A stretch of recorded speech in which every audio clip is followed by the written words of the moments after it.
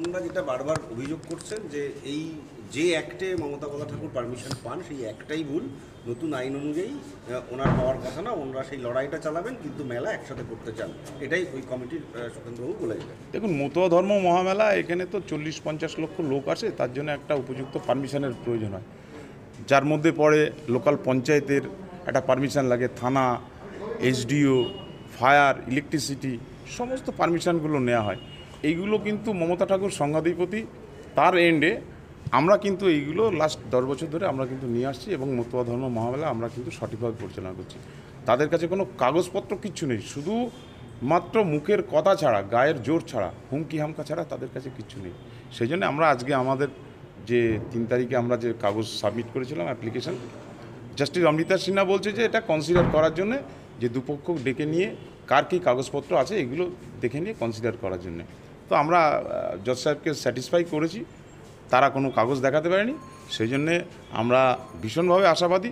আমরা যেভাবে পারমিশন পেয়েছিলাম ঠিক তেমনভাবেই আমরা আজকেই আবার আমরা মেলার পারমিশন পাবো, লাইসেন্স পাবো এবং মতুয়া ধর্ম মহামেলা এবার 2025 খুব সুন্দরভাবে মেলা হবে। যদি মমতা বলা ঠাকুরের নামেই আবার লাইসেন্স পাওয়া যায় তাহলে আপনারা একত্রিত হয়ে করবেন কীভাবে? দেখুন, যদির কোনো জায়গাই নেই, মমতা ঠাকুরের এন্ডেই পারমিশন হবে এবং মেলাটা কিভাবে হবে সেটা অল ইন্ডিয়া মতুয়া মহাসংঘ, আমরা যে আমাদের কমিটি আছে আমরা যাব, আজকেই বিকেলবেলা আমরা আর্জেন্ট মিটিং ডেকে বসে আমরা সিদ্ধান্ত নেব।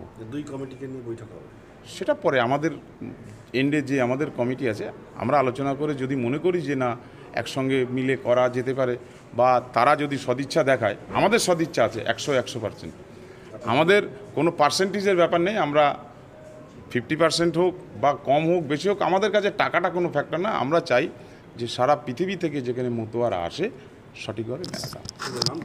প্রসেনজিৎ বিশ্বাস, আমি অল ইন্ডিয়া মতুয়া মহাসংঘের সাধারণ সম্পাদক। Thank you. বৈঠক ছিল, কি হলো সেই বৈঠক? সেই বৈঠকে দুই পক্ষ এসেছিলেন, মানে আধ ঘন্টা লেট এসেছিলেন এবং অ্যাডিশনাল এক্সিকিউটিভ অফিসার বসেছিলেন, তাও মানে আসছিল না। তারপর হিয়ারিং শুরু হয়ে গেছে মানে প্রসেসটা, তারপরেও আসছিল না। আসার পরে আফটার 30-35 মিনিটস দেখে তারপর যেটা হয়েছে শুধু বলেছে কাগজগুলো দেখাতে, কি সবার এনওসি চাই, গাইঘাটা থানার এনওসি চাই এবং অ্যাডিশনাল এসপি এসডিও ইয়ে চাই এবং ফায়ারের একটা এনওসি চাই, কিছু প্রোভাইড করতে পারেনি আলটিমেটলি।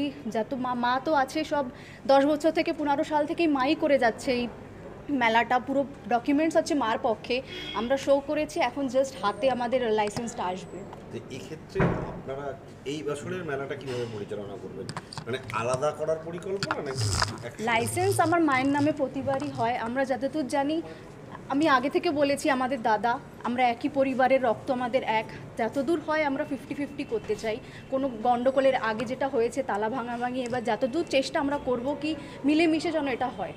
গত বছরই মেলা মিটে যাওয়ার পরই আপনার ঘরে তালা দিয়ে দেওয়া হয়েছিল একদম, এবং পরবর্তীতে আপনি ভোটে দিতে তালা ভেঙে উঠছিলেন, মানে এই বছরে এই ধরনের কোনো ইনসিডেন্ট আশা করছেন?